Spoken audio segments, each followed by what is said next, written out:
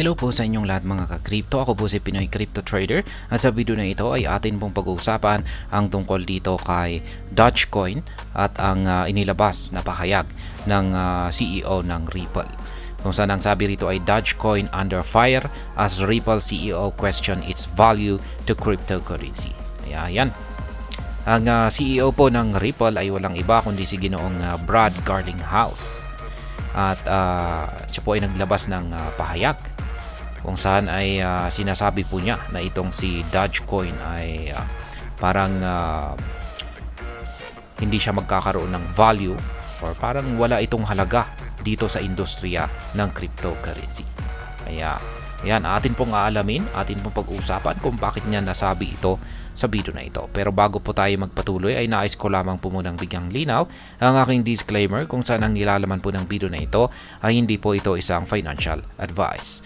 For education and information purposes lamang po ang layunin nito. Maliban po dito ay nais ko na rin pong magbigay babala na wala pong kahit anumang group chat ang Pinoy Crypto Trader. Ayan. Nakikita po natin dito ay ang larawan ni Ginoong Brad Garlinghouse, ang CEO ng Ripple. At ang malaking tanong dito ay bakit kaya niya ngayon biglang inaatake ang meme coin, yan, ang original meme coin na si Dogecoin. At malalaman po natin dito.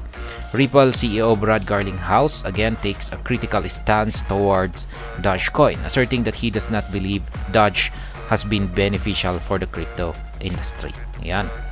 Ayon po Ginoong Brad Garlinghouse, hindi po siya naniniwala na itong si Dogecoin ay may benefits or may maiaambag dito sa industriya ng cryptocurrency.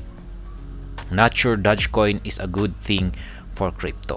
Ayon sa kanya, hindi siya nakakasiguro kung may maganda ba na maidudulot itong si Dogecoin dito sa mundo ng cryptocurrency. I don't think Dogecoin has been a good thing for the industry, Garlinghouse remarked humorously while clarifying that he is not anti-Dogecoin. He noted that he fails to see a tangible use case for Doge. Kaya ayan. Ayon naman po kay Ginong Brad Garlinghouse ay hindi naman daw po siya anti-Dogecoin. Ayan, or parang hindi naman po siya against or hindi naman po niya inaatake itong si Dogecoin. Yun nga lang daw at siya ay nagtataka or napapaisip kung bakit itong si Dogecoin ay wala kasi siyang tangible use case or wala siyang yung solid na gamit. Ayan, yung real world case na gamit. Ayan. Kaya parang sa madaling salita ay parang sinasabi niya na walang gaanong silbi itong si Dogecoin. Ayan, kaya hindi niya lubusang maisip kung paano ito magkakaroon ng paglago sa hinaharap. Kaya ayan, ito po yung actual na tweet, ayan po yung interview ni Ginoong Brad Garlinghouse kung saan ay ito po yung kanyang mga actual na sinabi rito. I don't think Dogecoin has been a good thing for the industry. And I'm not anti-Dogecoin but I don't know what the use case is. Yan, hindi raw po niya alam kung ano ang gamit ni Dogecoin. Garlinghouse contrasted Dogecoin's lack of utility with other competing crypto projects built to solve real problems for the financial sector. Yan. Yan po yung talagang kinikilatis nitong si Ginoong Brad Garlinghouse. Yung lack of utility ni Dogecoin, yung wala siyang gamit. Ayan, na di tulad ng ibang mga crypto projects na meron silang mga sila ay may utility para magbigay ng solusyon sa mga problema, particular po dito sa sektor ng financial. He emphasized that the success of the industry over the next 10 years depends on the development of useful services rather than speculative investments. Ayan, dagdag pa niya rito ay siya ay naniniwala na ang tagumpay yan dito sa industriya ng mga cryptocurrency, yan dito sa paparating na mga 10 taon ay nakadepende raw ito sa mga gamit ng mga cryptocurrencies.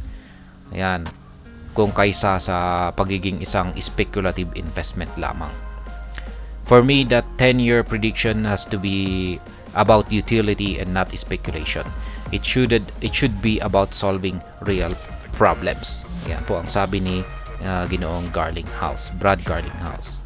Para sa kanya ay dito sa paparating na 10 taon ay yung kanyang prediction sa mga cryptocurrency na magtatagumpay ay yung may mga utilities at hindi yung nakadepende lamang sa spekulasyon.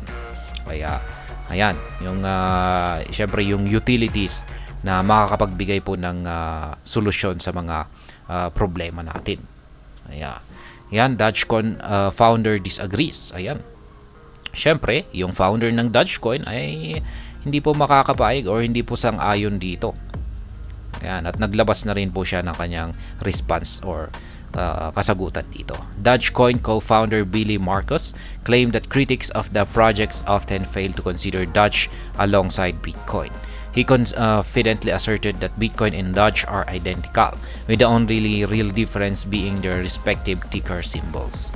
Kaya yan, ayon po kay Ginoong Billy Marcos, siya po ang co-founder ni Dogecoin.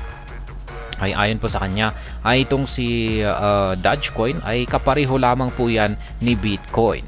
Ayan, parehong-pareho po sila at wala po silang pagkakaiba. At yung tanging pagkakaiba lamang po talaga nila ay yung ticker symbol nila, yung pangalan. Ayan, si Bitcoin ay yan, tinatawag na Bitcoin or BTC. Si Dogecoin ay yan, tinatawag na rin na Doge. Kaya yan lamang po. Pero ayan, yung the rest ay parehong-pareho na. Yan, walang pagkakaiba. Yan po ang point naman ni Ginoong Billy Marcos. Yan, lalong-lalo na sa mga kritiko o yung mga parang mababa yung tingin nila kay Dogecoin. Katulad na lamang ni Ginoong Brad Garlinghouse. Ayan, mukhang iba na ngayon ang inaasikaso ngayon ni Ginoong Brad Garlinghouse kasi mukhang parang lumuwag na yung kanilang kaso kay US SEC. Ayan. At hanggang dito na lamang po tayo sa video na ito mga ka-crypto. Sana po ay inyong nagustuhan ang aking paliwanag sa video na ito. Kung inyo po itong nagustuhan ay pakiclick lamang po ang like button nito. Para naman po sa mga bago lamang dito, kayo po ay aking inaanyayahan para mag-subscribe. Pakiclick na rin po ang bell icon nito dahil ito po ang siya magsisilbing notification nito sa mga bago kong videos na akin pong ina-upload sa aking YouTube channel na ito.